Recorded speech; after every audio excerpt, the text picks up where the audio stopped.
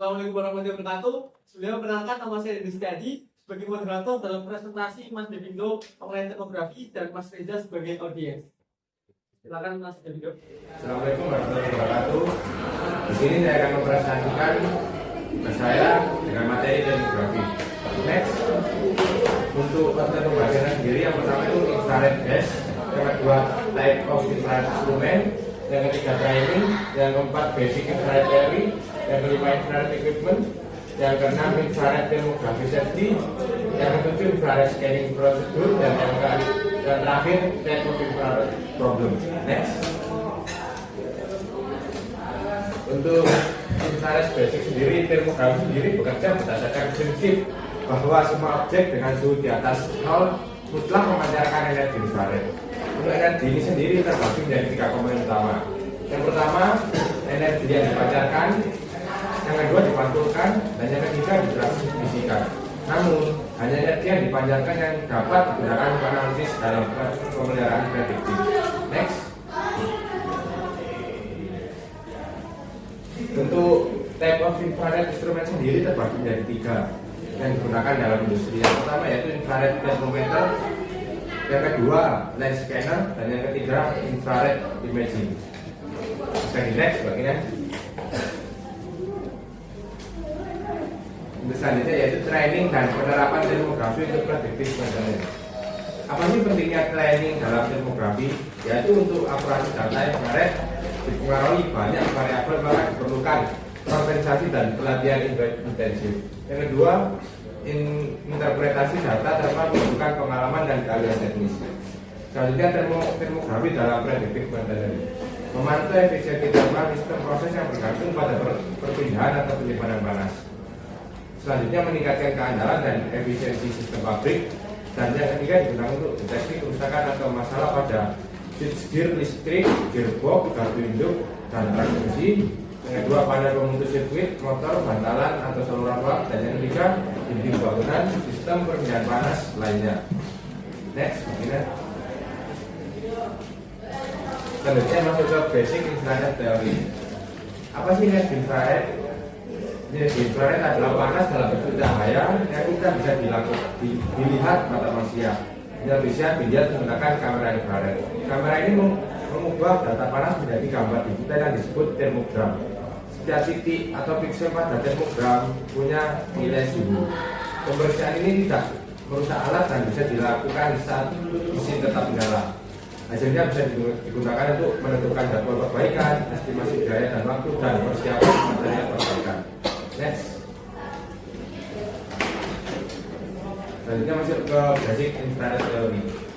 Electromagnetic spectrum. Semua benda yang dipanaskan akan memancarkan energi elektrik. Elektromagnetik. Makin panas, makin banyak energi yang dipancarkan. Spektrum elektromagnetik adalah kumpulan semua jenis gelombang energi seperti sinar X, ultraviolet, inframerah, hingga radio. Panjang gelombang infrared dari 0 sampai 0,7 mikron sampai 100 mikron. Ciri-ciri gelombang sendiri yaitu puncak, lembah, frekuensi, dan panjang gelombang. Contohnya seperti besi panas keluar dari tungku, gelombangnya pendek, energi tinggi dan terlihat bercahaya merah. Besi dingin setelah didinginkan, gelombangnya panjang dan energi rendah. Next. Selanjutnya masuk ke radiator atau perpindahan panas. Hukum termodinamikanya sendiri yaitu panas yang keluar dari suatu benda sama dengan masuk ke benda yang lain. Panas selalu mengalir dari benda panas ke benda dingin. 3 cara perpindahan panas. Yang pertama yaitu konduksi, di mana panas merambat antara benda padat. Yang kedua konveksi, di mana panas berpindah melalui udara dan cairan.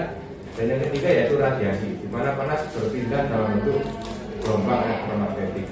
Selanjutnya yaitu emissivity atau emisivitas.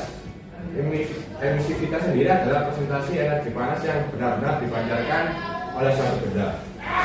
Selanjutnya black body, benda sendiri memancarkan status energi. Next. Selanjutnya masuk ke infrared equipment. Faktor penting dalam memilih alat termografi. Yang pertama adalah portabilitas. Ukuran dan berat alat mempengaruhi kemudahan pengguna. Yang kedua kemudahan, seberapa mudah sih digunakan dan dilatih. Yang ketiga yaitu data suhu. output kualitatif atau kuantitatif. Yang keempat, tentang suhu, sesuai suhu minimum dan maksimum lingkungan. Yang kelima, panjang gelombang. Untuk sistem tambangnya sendiri yaitu baterai, lensa, monitoring langsung atau penyimpanan digital atau analog, dan perangkatnya. Next. Selanjutnya masuk ke infrared termografi seksi. Peralatan yang digunakan untuk inspeksi infrared termografi biasanya tetap menyala atau bertegangan saat diperiksa. Karena itu keselamatan jadi hal yang sangat penting.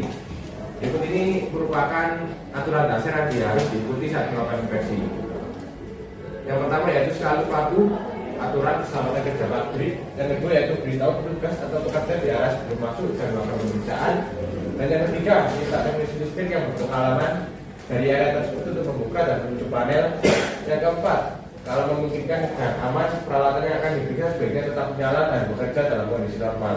Dan yang terakhir yaitu jika ada peralatan yang penutupnya terkunci otomatis saat interlock dan tidak bisa dibuka tanpa mematikan, maka sebaiknya dimatikan dulu kalau memang diperbolehkan. Next. Oke, masuk ke infrared scanning prosedur.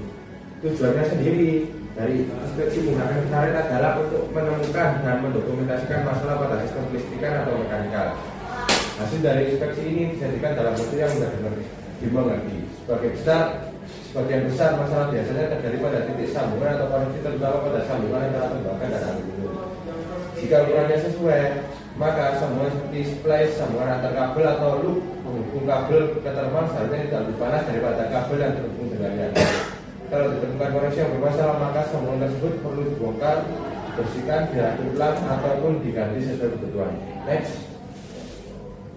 Selanjutnya masuk ke types of infrared problem. Jenis masalah umum yang terdeteksi biasanya seperti kelonggaran mekanis, misalnya seperti sambungan ke kabel longgar. Kedua, kerusakan komponen, misal seperti spring terlalu panas. Yang ketiga, masalah beban tidak seimbang. Untuk objek yang bisa ditindas sendiri seperti panel listrik, motor, transformator, kapasitor, switchgear, kabel, dan sambungan push dan breaker. Next. Sekian konsultasi dari saya. Wassalamualaikum warahmatullahi wabarakatuh. Oke, selanjutnya kita akan masuk pada sesi tanya jawab dari Mas Reza sebagai audiens. Silakan kalau tidak ada pertanyaan disampaikan ke Mas Devi. Mungkin nggak perlu banyak Mas.